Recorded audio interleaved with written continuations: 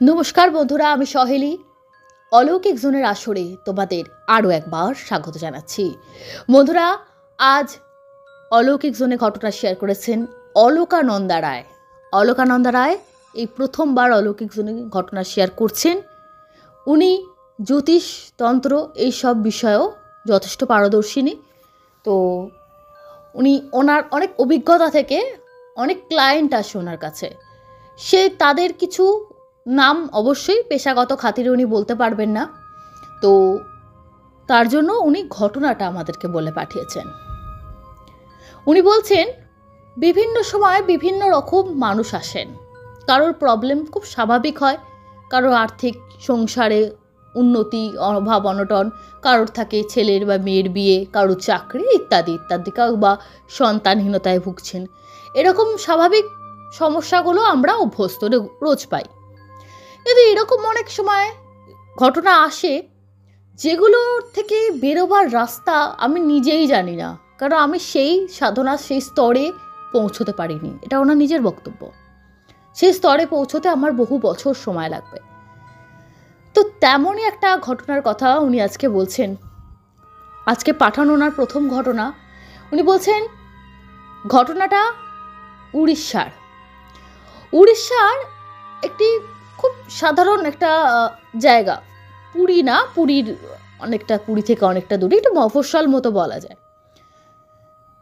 সেখানে একটা দু ভাই, বাবা মা, ওরা অবশ্যই উড়িষ্যারই সম্প্রদায়ের লোক। ওরা বাঙালি না, ওড়িয়া ভাষাতেই কথা টথা বলেন। কিন্তু বাবা একটা ছোট দোকান আছে, দোকান টোকান চালায়, ছেলেরাও মোটামুটি পড়াশুনো করছে। প্রথমে একটি মেয়ে ছিল, ছেলে দুটি হওয়ার আগে একটি মেয়ে জন্মেছিল, সে বহু বছর আগে মারা গেছে, সে অনেক দিনকার কথা। তার সঙ্গে ঘটনার খুব একটা লিঙ্ক নেই, কিন্তু ওর মা ওই মেয়েটিকে খুব মিস করতেন। মেয়েটা প্রায় 10 বছর বয়সে মারা গেছিল, তারপর এই দুটো ছেলে পরপর হয়েছিল। মেয়েটি খুব ওই অল্প বয়সেই মায়ের হাতে হাতে কাজ করা, খুব লক্ষ্মী মন্ত একটি মেয়ে ছিল। আর ছেলে দুটো হয়েছে ঠিক তার অপোজিট বলতে কি, কোনো মায়ের কথা শোনে না, নিজেরা বাইক পেয়ে গেছে, বাইক নিয়ে নিজের মতো ঘোরাঘুরি ইত্যাদি ইত্যাদি। ঘটনাটা 2023 সালের ঘটনা, মানে গত বছরের ঘটনা, যখন আসল ঘটনাটা ঘটেছে। তো লকডাউনে 2021-এর যে লকডাউন ছিল, 2021-এ যে লকডাউন ছিল, সেই সময় ওই ভদ্রমহিলা, মানে ছেলেগুলোর দাদু মারা যায়। ওনার আর কি করোনা হয়েছিল। এদের প্রত্যেকেরই হয়েছিল, মাটা বাদ দিয়ে বাবা, দুই ছেলে সবার হয়েছিল, দাদুর হয়েছিল, দাদু মারা যান, বাকিরা সবাই সুস্থ আছেন। তো করোনা হওয়ার পর থেকে ওর বাবা প্রায়শই নানা রকম শরীরে অসুস্থতায় ভোগেন। যাদের যাদের করোনা হয়েছে তারা সম্পূর্ণ সুস্থ, মানে কিছু না কিছু সমস্যা, শ্বাসকষ্ট বা ইত্যাদি অনেকেরই চলে এসেছে। এগুলোকে তাদের বহন করে চলতে হয়। তো বাবা যেহেতু ভালো করে দোকানে বসতে পারে না, প্রায় দিন কিছু না কিছু অসুখে ভোগেন। তো মা তার বড় ছেলেকে বললে, দু ভাইয়ের মধ্যে 1.5 বছরের ডিফারেন্স, যে তুই এবার সংসারের হাল ধর, তুই তো বড়, তোকে এবার হাল ধরতে হবে। বাবা তো অনেক দিন করলো, তো ওর দোকান টোকান বসা বা কাজ করার কোনো আগ্রহ ছিল না। ওর আগ্রহ হচ্ছে সবসময় মোবাইল দেখবো, ভিডিও দেখবো, বা কিছু হয়তো বন্ধুরা মিলে গ্রুপ করে একটু রিল টিল বানালাম, এটা। কাজ করার কি দরকার, বাবা তো দোকানে যাচ্ছে। তো একটা দোকান থেকে সামান্য কিছু জিনিস কিনে আনতে বললো, সে বিরক্ত হয়। বেরিয়ে গেল তো গেল, রাত্রিবেলা বাড়ি ফিরল না। কোথায় যায়, কার সঙ্গে মেশে, কি করে, কোনো কিচ্ছু না। আর মা তো চিৎকার করে করে পারে না, বাবারও শরীর খারাপ, বাট এরা হাতের বাইরে। তো এরকম সময় একদিন খেতে বসে বসে মা ছেলেদের রাত্রিবেলা বলছেন, তোদের এবার দায়িত্ব নিতে হবে, বাবা কতদিন পারবে, আমারও বয়স হচ্ছে, দাদু চলে গেছে, আগে দাদু বাবা একসঙ্গে দোকানে বসতো।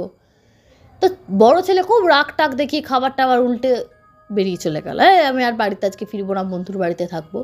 তো বন্ধুর বাড়িতে একটা দিন কাটিয়ে আবার সুরসুর করে বাড়ি চলে আসা। এসে এবার বললো, এবার আর চিন্তা নেই, ভালো উপায়ে রাস্তা পেয়ে গেছি, ভালো ইনকাম করব, সংসার ভালো চলবে, তোমাকে আর অত ভাবতে হবে না, আর আমাকে কথা শোনাতে হবে না। তো বললো, তো কীভাবে ইনকাম করবি? না, আমি একটা তোমরা বুঝবে না, এখনকার দিনে বেরিয়েছে বিভিন্ন রকম ট্রেডিং, ব্যাপারটা বোঝানোর চেষ্টা করছিল। ট্রেডিং, ওটা শিখবো, ওটা শিখতে গেলে টাকা লাগবে, আমাকে টাকা দাও। তো বাবাকে যা বোঝালো, মা তো কিছু বোঝেন না অত।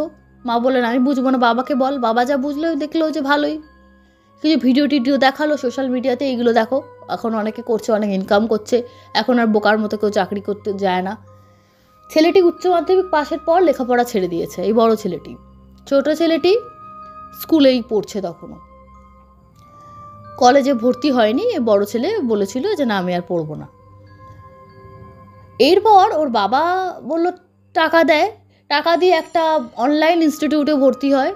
সেখানে কিছুদিন মোবাইলে বসে ক্লাস করলো, বেশ সপ্তাহখানেক করলো। তারপর দেখে আর ক্লাসও করছে না, কিছু করছে না। বলে তুই আর ক্লাস করবি না? না, আমার যা শেখার শিখে গেছি, এবার আমি ভিডিও বানাবো, লোকে ভিডিও দেখবে, তাতে আমি পয়সা পাবো। বলে ভিডিও বানাবি, লোকে দেখবে, পয়সা পাবি? ও প্রথমে ইনস্টা, ফেসবুক, আমি নামই বলে দিলাম, এইসব প্ল্যাটফর্মে ভিডিও দেওয়া শুরু করে। কিন্তু সব কিছুতেই তো একটা রেগুলার বেসিসে মেনটেন করতে হয়। একদিন দেয়, দুদিন অন্য কোনো গানের রিলস দেয়, ট্রেডিং থেকে তার মাথা উঠে গেল। এই করতে করতে করতে করতে বিভিন্ন জায়গায় যে বন্ধুদের সঙ্গে যেত, ঘুরতে, বলে ওইটা কি করছিস তুই, আমাদের সঙ্গে আয়, আমাদের এই কাজটা আরও ইনকাম। বলে লোকালে একটা জুয়ার ঠেক ছিল, এটা কোনো অনলাইন কোনো গেম না, লোকালেই ওদের একটা জুয়ার ঠেক ছিল, বন্ধুদের পাল্লায় পড়ে সেখানে আস্তে আস্তে আস্তে বাড়িতে বলতো ট্রেডিংয়ে টাকা লাগাচ্ছি বলে জুয়ায় টাকা লাগানো শুরু করলো। জুয়ায় টাকা লাগাতো, প্রতিদিন টাকা নিয়ে যায়, একবার পায় তো 10 দিন পায় না। এই করতে করতে করতে করতে এখন অনেকটা টাকা বেরিয়ে গেল। এবার বাবা বলছে তুই কী টাকা লাগাচ্ছিস, কবে টাকা পাবো, আমাকে কাগজপত্র দেখা, সেখানে কবে টাকা রিটার্ন আসবে কিছু দেখা। না, এখানে এরম কিছু হয় না। তো এরকম হতে হতে বাড়িতে প্রচণ্ড একটা অশান্তি শুরু হয়ে গেল। তারপরে ছোটো ভাই বলে দিল দাদা তো জুয়ার এতে নেমেছে, ওই বন্ধুদের সঙ্গে ওখানে জুয়া খেলে। বাড়িতে স্বাভাবিক, বাবার কাছে উত্তম মধ্যম পেল, মাও ঘা কতক কষিয়েছে, অত বড় ছেলে। তারপরে বাড়ি থেকে বেরিয়ে চলে গেছে। তখন মা ভাবলেন যে না, এত বড় ছেলেকে বোধহয় এরমভাবে করাটা আমার উচিত হয়নি। কিন্তু কি করব, ছেলেও তো হাতের বাইরে বেরিয়ে যাচ্ছে। এতদিন এমনি কুঁড়ে ছিল, ঘরে শুয়ে থাকতো, ফোন দেখতো, আলাদা। এখন টাকা পয়সা নষ্ট শুরু করেছে, এটা কি করে সহ্য করা যায়? এতে ছোট সংসার, দোকান ভালো চলে, বাট এমন না যে তারা বিশাল বড় লোক। সেক্ষেত্রে এইভাবে যদি টাকা পয়সা নষ্ট করতো, ভবিষ্যতে তো ওদের দুজনের ভবিষ্যৎ, মা বাবার ভবিষ্যৎ তো জলে চলে যাবে। শাসন তো করতেই হবে। তো বাবা বললেন আমি একটি পয়সা দেবো না, উল্টে তুমি যা যা পয়সা নষ্ট করেছো সব তোমাকে ফেরত দিতে হবে, 1 মাস তোমায় টাইম দিলাম, নাহলে তুমি ঘরে ঢুকবে না, তুমি ভাত পাবে না, পরিষ্কার কথা। তো এইসব কথাতে ছেলের আরও গোসা হলো, হ্যাঁ তুমি আমাকে এরমভাবে বললে, আর ব্যাস। প্রায় 3-4 দিন হলো কোনো বাড়িতে আর সে পাত্তা নেই, বাড়ি আসেনি। এবার স্বাভাবিক আস্তে আস্তে মায়েরও রাগ পড়েছে, বাবারও রাগ পড়েছে। প্রথমে ভাবলো বন্ধুদের বাড়িতে গেছে, ছোটো ভাইকে পাঠিয়ে এদিক ওদিক থেকে খবর নেওয়ার চেষ্টা করলো যে কোনো বন্ধুর বাড়িতে হয়তো বসে আছে, গিয়ে দেখ। ভাই যখন খবর আনলো যে ভাইয়ের চেনাশোনা মোটামুটি, ওদের যেহেতু বয়সের ডিফারেন্স খুব বেশি না, ওদের বন্ধুর সার্কেলটা অনেকটাই কমন, অনেকটাই। ছোট ছেলেটা খুবই ভালো, বড় ছেলেটার মতো ওরকম না, তবুও মোটামুটি ও দাদার বন্ধু বান্ধব কোথায় যায় না যায় একদম সব কিছু নখদর্পণে। ছোটো ভাই মাকে এসে বলল যে মা, ও তো এতে যায়নি, কোথাও তো যায়নি, মানে আমাদের চেনা জানা যেসব জায়গা আছে কোথাও না। তারপর আর একটু সিরিয়াসভাবে কোনো রিলেটিভের বাড়ি, একটু দূরের মানে বন্ধু যার সঙ্গে অনেক দিন যোগাযোগ নেই এরকম, বা পাড়ার কোনো বাড়িতে বা কিছু, সব রকম যতটা সম্ভব ওরা চেষ্টা করলেন, ছেলের কোনো খবর পাওয়া গেল না।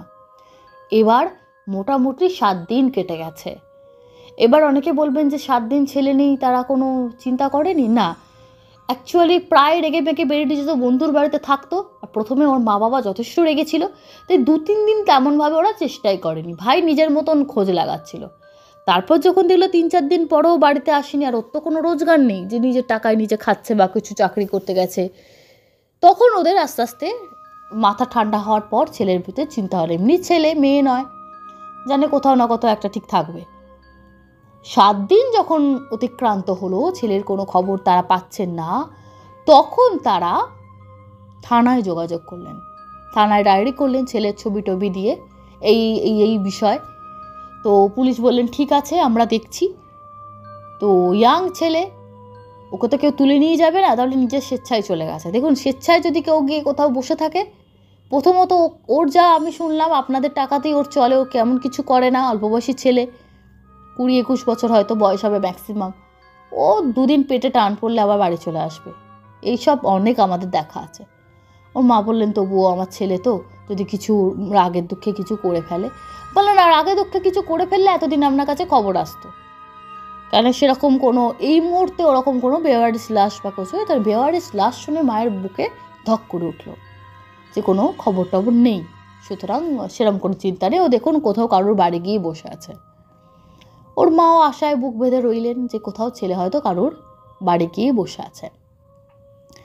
এভাবে প্রায় দিন থানায় যাওয়া আসা, থানা থেকেও নাকি ওর বন্ধুদের যাদের যাদের সঙ্গে মিশতো তাদেরকে জিজ্ঞাসাবাদ পুলিশ থেকে করেছিল, কিন্তু সেভাবে কোনো রকম কাউকে কোনো সন্দেহজনকও লাগেনি, আর কোনো সমস্যা ওরা বুঝতে পারেনি যে এদের দ্বারা কোনো কিছু ক্ষতি হতে পারে বা কিছু হবে, এরকমও তাদের কিছু মনে হয়নি।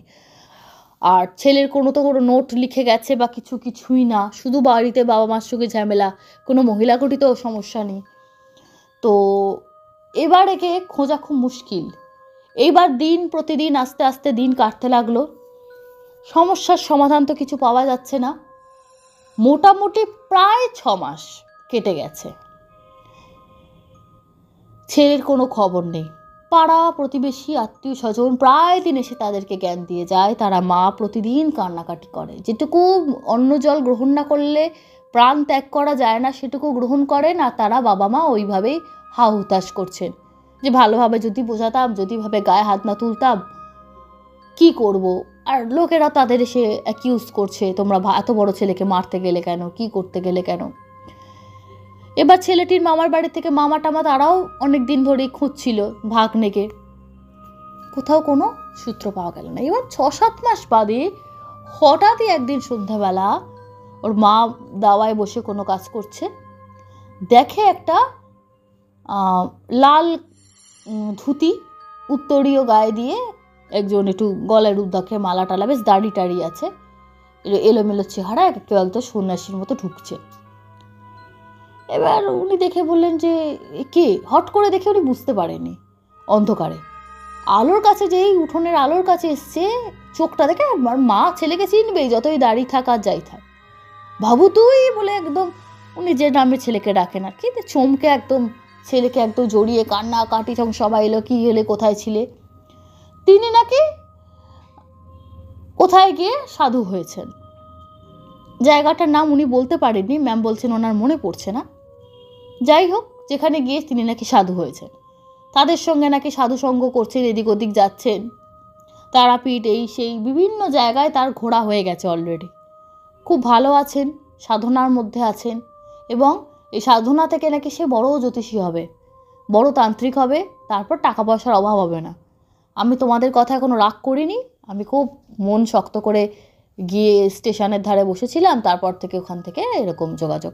এবার সবটাই তার কথা, তার মধ্যে কতটা সত্যি কতটা মিথ্যে কিন্তু কেউ জানে না। তো মা বাবা বললেন যাক ছেলেটা প্রাণে বেঁচে আছে, সুস্থ হয়েছে, সাধু হয়েছে, তবু কোনো খারাপ চুরি ডাকাতি তো করছে না, এতে তার খুব শান্তি। এরপর ছেলে সপ্তাহে 1-2 দিন করে আসতো, আবার গায়েব হয়ে যেত, কখনো 15 দিন অন্তর আসতো, গায়েব হয়ে যেত। তো ওরা যেহেতু 6-7 মাস ছেলে ছিল না, এক টানা ভেবেই নিয়েছিলেন হয়তো কোনো ক্ষতি হয়ে গেছে, সেখানে ছেলে মাঝে মাঝে এলো দেখা দিয়ে যাচ্ছে, প্রাণে বেঁচে আছে, এটাই তাদের কাছে বিশাল ব্যাপার।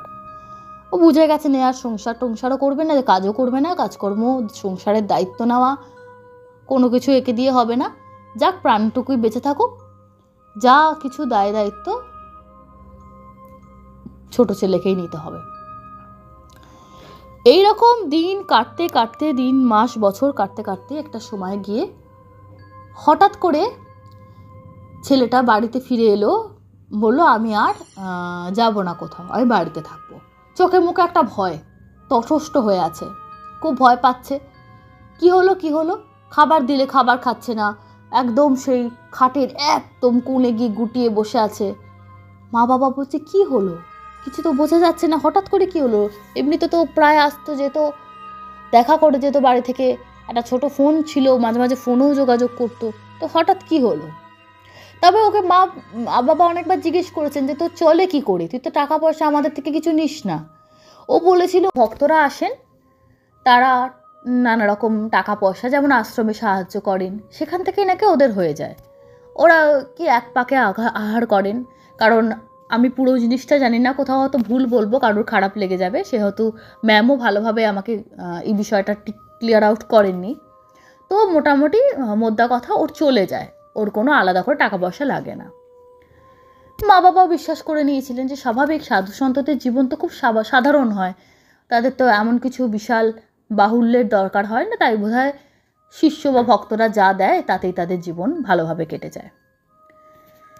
কিন্তু ছেলে এই ভয় পাচ্ছে, এই কোণে বসে আছে এবং তার চোখ মুখ যেন বেরিয়ে আসছে, যেন মনে হচ্ছে মানসিক বিকারগ্রস্ত।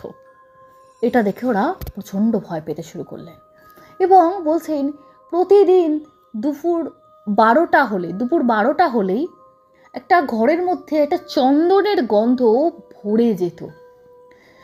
অবাক লাগতো যে চন্দনের গন্ধটা মোটামুটি 2-2:30 অবধি স্টে করতো, 2-2:30 অবধি স্টে করতো, তারপরে আস্তে আস্তে আস্তে আস্তে মানে কমতে থাকতো। এবার কমতে থাকার আগে প্রচণ্ড বেড়ে তারপর কমে যেত। এই সময় নাকি ছেলেটি, ওদের অ্যাকচুয়ালি 3টে ঘর, 2টো বড় ঘর, একটা ছোট ঘর, একটা ঘরে নিজেকে বন্ধ করে দিত। সারাদিনই গুটিয়ে বসে আছে, জোর করে মা একটু জল টল এটা ওটা খাওয়াচ্ছে, হাত থেকে পড়ে যাচ্ছে, হাত ফাত নড়ে না, একটা ভয় ভয় ভাব, ভালোভাবে কথা বলে না, চুপ করে বসে থাকে। কিন্তু ওই সময়টায় দুপুরের এই দুপুর 12টার ওই টাইমটায় ও পাশের ঘরে গিয়ে দরজাটা বন্ধ করে দিত। গিয়ে তারপর থেকে ঘরে প্রচণ্ড সুগন্ধ আসতো এবং সেই গন্ধটা বলছি 2:30-3টে অবধি স্টে করতো, তারপর আস্তে আস্তে আস্তে মিলিয়ে যেত। যেই মিলিয়ে যেত ও ঘরটা খুলে বেরিয়ে আসতো এবং প্রায় জীবন্ত লাশের মতো ঘরের মেঝেতে পড়ে যেত আর কি। আর শরীর যেন যত দিন যাচ্ছিল ফ্যাকাশে হয়ে যাচ্ছিল। দেখেই মনে হচ্ছে যে কোনো রকম খারাপ কিছু করা হয়েছে। ওর মা বলল এদের সঙ্গে যেহেতু তন্ত্র সাধনা করে তাদের সঙ্গে মিশে হয়তো কিছু প্রবলেম হলো কি। অন্যান্য জায়গায় মানুষের যেমন বুঝতে সমস্যা হয়, কিন্তু এখানে তো ওই যারা ওই ধরনের কাজ করেন তাদের সঙ্গে মিশেছে এবং টুকটাক কথা এসে বাড়িতে বলতো, একদম বলেনি তা না, খুব ক্লিয়ার আউট না করলেও এরম বলতো। কিন্তু সেখানে যদি অন্য কিছু হয়ে যায়, এই চিন্তা থেকে এবার যখন জিনিসটা বাড়ছে, ছেলেটা প্রায় বিছানার সঙ্গে মিশে যাচ্ছে, প্রতিদিন 12টার সময় যেন ওকে জোর করে টানতে টানতে পাশের ঘরে নিয়ে গিয়ে দরজা বন্ধ করছে। মানে তাকে দেখা যাচ্ছে না কাউকে, কিন্তু মনে হচ্ছে ওর কোনো ইচ্ছা নেই, ও জোর করে যাচ্ছে একটা কোনো অদৃশ্য শক্তির টানে, এবং প্রতিদিন আস্তে আস্তে করে ও শেষ হয়ে যাচ্ছে। এরপরে ওকে বাড়ি থেকে ঠিক করা হলো 2-4 জন ওদের খুব যারা রিলেটেড, খুব কাছের, যে এভাবে হবে না, এই সমস্যার কারণ জানতে হলেও যেখানে এতদিন ছিল সেখানে যোগাযোগ করতে হবে। তো ওর ওই ছোটো যে মোবাইলটা থাকতো ওর কাছে, ওই মোবাইলেই কয়েকটা নাম্বার থেকে একটা নাম্বারে 2-3টে নাম্বারে কন্ট্যাক্ট করা হলো, কেউ ধরলো না, একজনকে পাওয়া গেল। তিনি ওর নাম বলতে চিনতে পারলেন। তারপর ওরা অ্যাড্রেস নিয়ে সেই জায়গায় গেল, যেখানে গেল সেটা উড়িষ্যা তো নয়, উড়িষ্যা থেকে বহু দূরে, টোটালি অন্য স্টেট, ওই স্টেটেই না। তারা অনেক কষ্ট করে সেখানে গিয়ে পৌঁছলেন। এবার ছেলেটাকে বাঁচাতে হবে, তো কী হয়েছে না হয়েছে এটা জানতে হবে। ওখানে গিয়ে বললেন যে দেখুন, ও আমাদের সঙ্গে প্রথমে ছিল, আমাদের সঙ্গে নাম গান করতো, কিন্তু তারপরে ও তন্ত্র সাধনা করবে, এবং ও বারবারই বলতো যখন ওদের সঙ্গে একসঙ্গে খাওয়া দাওয়া করতে বসতো যে টাকা রোজগার করে বাবা মাকে দেখাবো আমি অনেক কিছু পারি। তো এরকম টাকা রোজগারের চিন্তা ভাবনা থেকে ওখানে একজন খুব বড় সাধক ছিলেন, তিনি নাকি হাত বুঝে কি মন্ত্র পড়তেন, সব কিছু ফলে যায়, বহু দূর দূর থেকে লোক আসে, তার নাকি কোনো নিউজ পেপার, টিভি, কোনো চ্যানেলে তার কোনো রকম পাবলিসিটি নেই, অথচ কোথা থেকে লোক খবর পেয়ে তার কাছে আসে, একদম গুপ্ত সাধক যাদের বলে। অথচ তার নাকি যে আসনে বসেন তার তলা যে কত টাকা আছে তার কোনো নাকি হিসেব নেই। শুধু টাকা না, টাকা রত্ন যে যা পারতো তাকে দিয়ে যেত। তারও কিন্তু ঘরে স্ত্রী সন্তান সবই নাকি আছে, তারা তো খুবই ভালোভাবে জীবন কাটাচ্ছে। তো ওটা দেখে ও খুব ইন্সপায়ার্ড হয়েছিল। ও শর্টকাটে চেষ্টা করেছিল যে আমাকেও এরকম হতে হবে, আমিও হাতে ঘুরিয়ে সব কিছু বলে দেবো, আমার কাছে অনেক টাকা আসবে, বাবা মা বুঝতে পারবে যে একটা উচ্চ মাধ্যমিক পাশ করা ছেলে কত দূর কিছু করতে পারে, লেখাপড়াতেই সব কিছু না। তো এই উচ্চ ইচ্ছা তো খুবই ভালো, কিন্তু সেটা শর্টকাটে হলে সেটা হয়তো ভালো হয় না। তো অনেক দিন ধরে সেই সাধকের পেছন পেছন ঘুরতে আরম্ভ করলো। প্রথমে তার অ্যাসিস্ট্যান্ট হয়ে তার হাতে হাতে জল দেওয়া, তার হাতে হাতে এটা ওটা এগিয়ে দেওয়া, এভাবে ও শুরু করলো। তিনি কিন্তু তার কাছে একদিন কিছুদিন কাজ করার পর বলল যে এরকম আমি আপনার মতো এটা করতে চাই। তা সেটা শুনে উনি প্রচণ্ড ক্ষিপ্ত হলেন। উনি বললেন তুই কি ভাবিস, তুই দুদিন কাজ করতে এসে দুদিন এই আমাদের সঙ্গে জয়েন করেছিস, তাতে ভাবলি তুই এত বড় একটা বিদ্যা তোর হয়ে যাবে? কত বছর, কত মাস, কত কষ্ট করতে হয়েছে তুই জানিস? তোর কোনো সাধনা আছে? তোর কোনো ধারণা আছে? কিচ্ছু আছে তোর কাছে? বা পূর্বপুরুষদের কোনো গুরু মন্ত্র কানে আছে তোর? কোনো কিছুই তো তোর নেই, তুই কিসের বসে বলছিস এসব কথা? তখন সে ছেলেটি খুব দুঃখ পায় যে না, আমাকে আপনি শেখান, আমি আস্তে আস্তে শিখব। তো তিনি বলেন যে তোর বয়স কম, আর তোকে যা আমি দেখছি তোর মধ্যে চঞ্চলতা আছে, এই চঞ্চল মতি নিয়ে তোর মন স্থির করতে হবে, তুই আস্তে আস্তে স্টেপে স্টেপে এগোতে হবে। তুই যে সাধনা চাইছিস সেই সাধনা করতে করতে সেই জায়গায় পৌঁছতে তোর মোটামুটি 50 বছর বয়স হয়ে যাবে, যেখানে তোর এখন 19-20 বছর বয়স। বলো ওরে বাবা, অতদিন কে ওয়েট করবে? আমার মা বাবাই ততদিনে হয়তো গত হয়ে গেল, আমি তাদেরকে দেখাতে চাই বলে এই দেখানোটাই, এই চিন্তাটাই তো ভুল, ওই জন্যই তো তোকে সাধনার আমি দিতে পারি না। তো এগুলো ওরা মা বাবা কিন্তু ওখানে গিয়ে জানতে পেরেছেন, সে আখড়ায়, সেই সন্তদের আখড়ায়।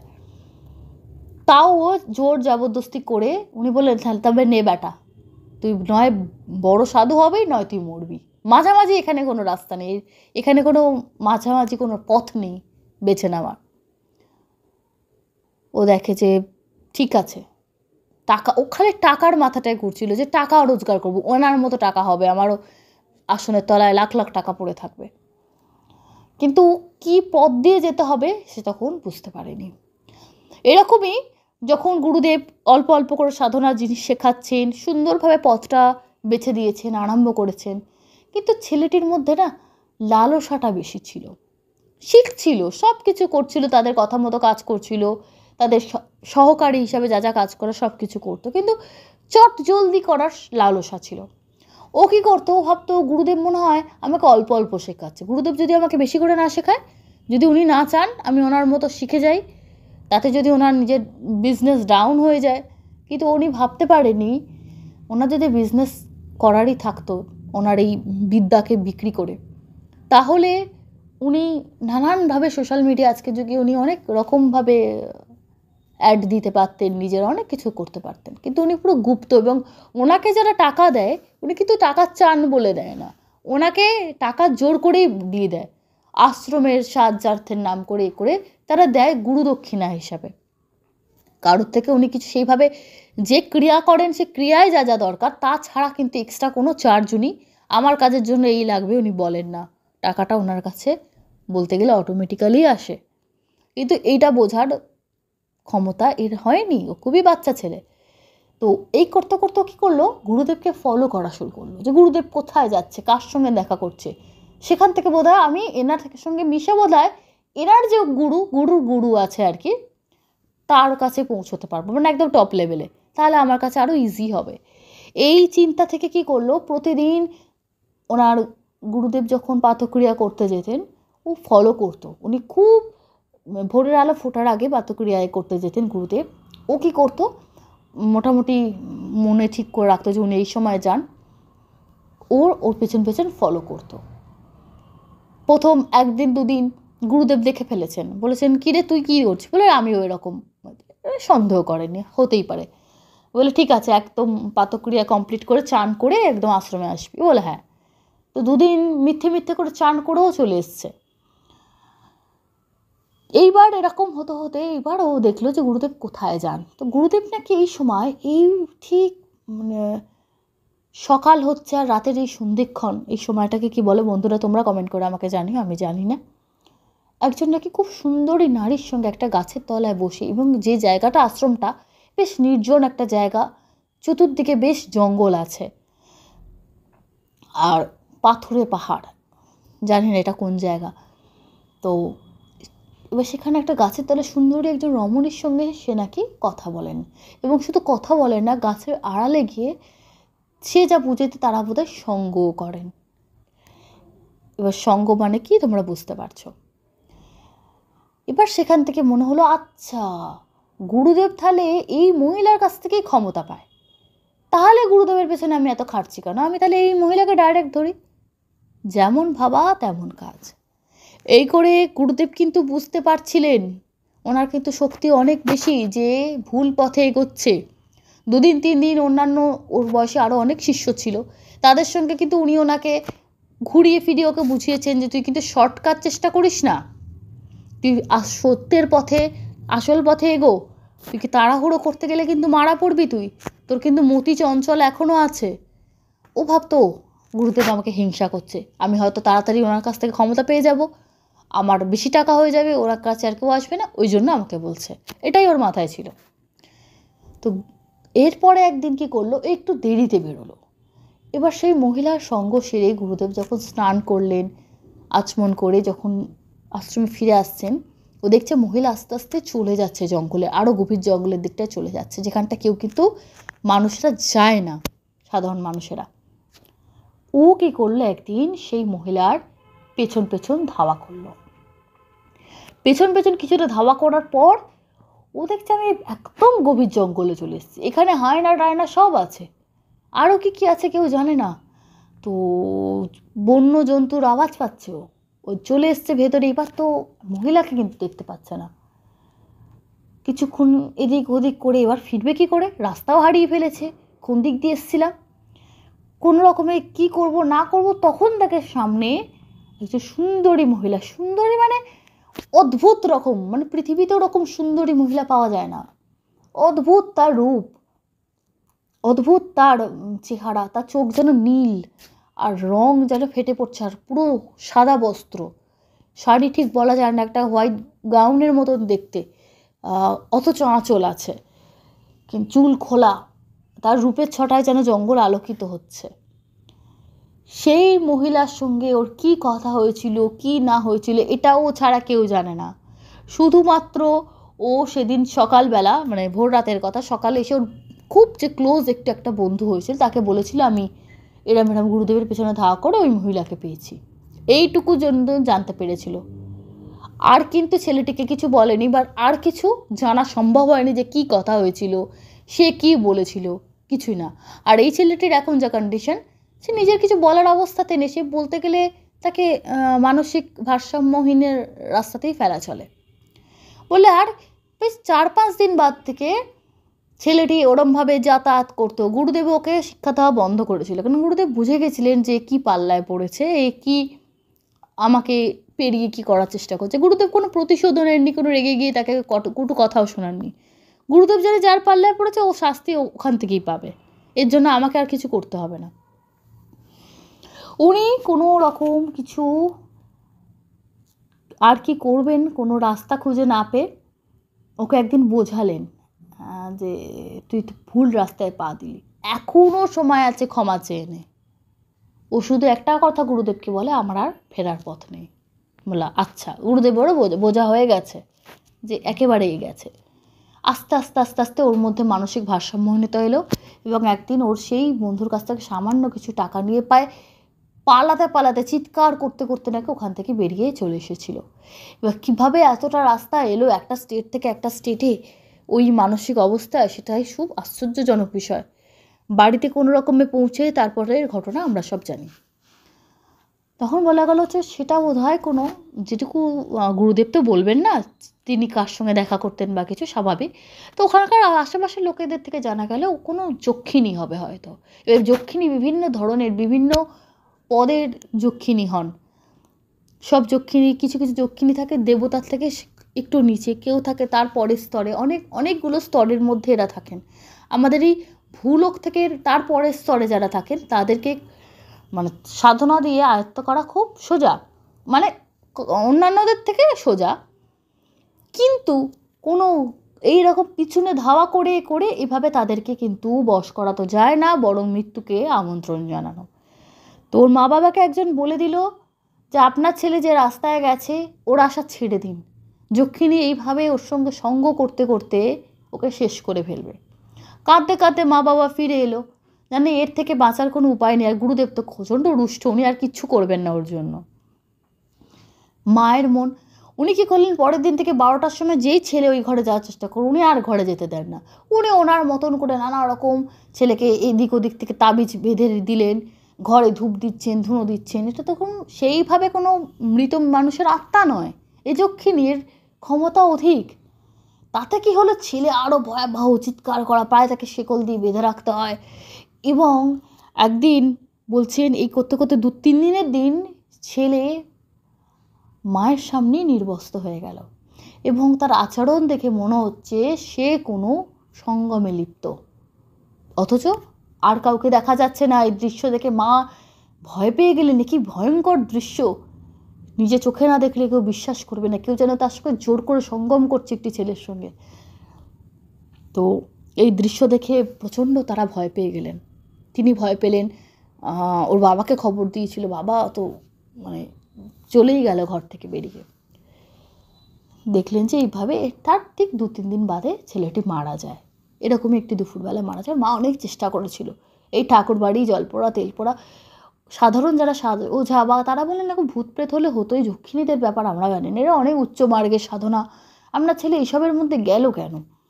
আর এই গুরুদেব একমাত্র পারতেন ওকে বাঁচাতে, কিন্তু ও যেভাবে গুরুকে রুষ্ট করেছে সেখানে গুরুদেবও যে ওকে আর সহায়তা করবে বলে মনে হয় না। বলে না, গুরুদেব ওর কথা শুনতেই চাইছে, ওর নাম শুনে গুরুদেব চলে গেলেন। ছেলেটি মারা যায়। মারা যাবার পর বাড়িতে শোকের ছায়া তো নেমে আসে, কিন্তু বাড়ির মধ্যে অদ্ভুত একটা ঘটনা ঘটতে থাকে। আস্তে আস্তে ছোট ভাই ওই বড় ভাইয়ের মতন ও কিন্তু একদম অন্যরকমের, লেখাপড়া করব, চাকরি করব এবং তার সঙ্গে সঙ্গে বাবারই মুদিখানার যে দোকানটাও সন্ধ্যাবেলা এসে দেখবো, এরকম কথা বলা একটা ছেলে, খুব সিরিয়াস, কোনো আজে বাজে বন্ধু বান্ধব নেই, কিচ্ছু নেই। সেই ছেলেরও না মনের মধ্যে কিরম একটা অন্যরকম ভাব আসতে শুরু করলো, তারও চোখ মুখ অন্যরকম, তারও যেন অন্য। এইটা দেখে ওর মায়ের বুক আরও কেঁপে উঠলো, একজনকে হারিয়েছি, এর কেন হলো, এ তো কোনো ফাঁদে পা দেয়নি। আবার সেই চন্দনের গন্ধ আসা শুরু হলো, আবারও যেন মনে হচ্ছে ছেলেটা ওর মতন অতটা মানসিক ভারসাম্যহীন না, তাও যেন আলাদা, যেন কার সঙ্গে কথা বলে, রাত্রিবেলা ঘুম থেকে উঠে একা একা বেরিয়ে যায়, এইগুলো হতে শুরু করলো। তখন ওই ছেলেগুলোর মামা, ছেলেগুলো বলছি কেন, প্রথমেরটাকে ধরে বলছি, প্রথমজনকে, মাও বললেন যে মনে হয় উনি ঠিক বলেছিলেন যে ওই যক্ষিণী হয়তো বাড়ি থেকে যায়নি, একজনকে নিয়েছে দেখি, বাকি জনকে না নিয়ে যায়। মা তো বলে না, এবার তো আমি গুরুদেবকে বলবো যে এই ছেলের তো কোনো দোষ নেই। উনি সেই ছেলেকে নিয়ে, স্বামীকে এবং ভাইকে নিয়ে আবার সেই আখড়ার উদ্দেশ্যে রওনা দিলেন। তখন তার ছেলের শ্রাদ্ধ শান্তি, মানে বড় ছেলে সব কিছু হয়ে গেছে, হয়ে গিয়ে 1.5 মাস কেটে গেছে। সেখানে গিয়ে উনি গুরুদেবকে প্রথম দিন দেখা করলেন না, ওরা অন্য একটা জায়গায় থাকলেন, থেকে দ্বিতীয় দিন, তৃতীয় দিনে গুরুদেবের সঙ্গে দেখা হলো। বলেন বড় ছেলের দোষ ছিল, এর কি দোষ, এর তো কোনো লোভ নেই, এ তো সাধারণ ছেলে, এ কেন বিপদে পড়ছে, আপনাকে একে বাঁচাতে হবে। বলার পর ও বলল, উনি শুনলেন, প্রথমে তো খুবই রাগে 2 দিন দেখা করেনি, তারপরের দিন একটু মনটা হয়তো নরম হয়েছিল একজন মায়ের, সন্তান হারা মায়ের কান্নায়, যে গুরুদেব আমার দোষ কোথায়, আমি তো সন্তান হারালাম, আর এই ছেলেটির দোষ কোথায়, আমার স্বামীর দোষ কোথায়, আমাদের এই যারা নির্দোষ আমরা কিসের শাস্তি পাবো বলুন। তো উনি বলেন একটা রাস্তা আছে, যক্ষিণীকে প্রেয়সী অথবা মা রূপে যদি সাধনা করা হয়, 2টো রাস্তা আছে। মা রূপে, মাতৃরূপে পুজো করতে পারলে তাহলে এই সঙ্গমে লিপ্ত হওয়া বা এই যা যেভাবে ওই ছেলেটির প্রাণ গেছে সেভাবে কিন্তু কিছু হবে না, এই রাস্তাটা আছে, কিন্তু সে রাস্তায় গেলে যে সাকসেস হবে এটা ভাবে বলে দেওয়া যায় না, তবে চেষ্টা করতে পারে। বলে আপনি যা যা বলবেন তাই তাই করব। তো তারপর থেকে প্রায় 1টি মাস ওরা সবাই মিলে ওই আশ্রমেই ছিলেন এবং ছেলেটিকে গুরুদেবের আন্ডারে দিয়ে দিলেন, বলে আপনি যেভাবে বলবেন ও তাই করবে। প্রতিদিন গুরুদেবের নির্দেশ অনুযায়ী মন্ত্রপাঠ করা, একটা যজ্ঞ ক্রিয়াদি রেগুলার চলতে লাগলো এবং পরে জানা যায় সেই যক্ষিণীকে মাতৃরূপে সাধনা করেছিল। তারপর সে সন্তুষ্ট হয়ে যায়, সে ওই বাড়ি ছেড়ে চলে যায় এবং ছেলেটি আস্তে আস্তে নাকি নর্মাল হয়ে যায়। বলেছিল যে স্বপ্ন দিয়েছিলেন সেই চক্ষিণী যে তুই আমাকে মা বলে ডাকলি, সাধনা করলি, আমি তোকে আর কিছু করব না, ক্ষতি করব না। তো দাদা আমাকে বাঁধতে চেয়েছিল, তাই ওকে আমি নিয়ে গেছি আমার সঙ্গে। তো এটা শোনার পর ছেলেটি বাড়িতে বলেছে স্বাভাবিকভাবে। আস্তে আস্তে সবাই জানলো যে ফাঁড়া কেটে গেল। এবার কথা হচ্ছে এই ম্যাম এই ঘটনাটা জানলেন কী করে? কিন্তু এইসবের পর হঠাৎই ওনার স্বামী, ভদ্রমহিলার স্বামী হঠাৎ করে অসুস্থ হয়ে প্যারালাইজড হয়ে বিছানায় পড়লেন। তো এইসব আর এই ছেলেগুলির যে মামা, এই ম্যাডামের আগে থেকেই ম্যাডামকে চিনতেন এবং বড় ছেলেটির যখন এরকম ঘটনা ঘটেছিল তখন এই ছেলেটির মামা ম্যাডামের কাছে সাহায্যের জন্য এসেছিল, যেরকম এরম ঘটনা ঘটেছে, ওকে কি বাঁচাতে পারবেন, ও প্রায় মৃত্যুর সঙ্গে পাঞ্জা লড়ছে। ম্যাডাম শুনে বলেছিলেন এই উচ্চ মার্গের সাধনা, সে জায়গায় আমি পৌঁছতে পারিনি, তো ওদের হাত থেকে বাঁচানোর, আমি ওদের সাধনাই জানি না, তো বাঁচাবো কী করে আমি? ওই গুরুদেবই একমাত্রকে বাঁচাতে পারেন, গুরুদেবের হাতে পায়ে ধরুন আপনারা। বলে গুরুদেব ওর মুখ দর্শন করতে চায় না।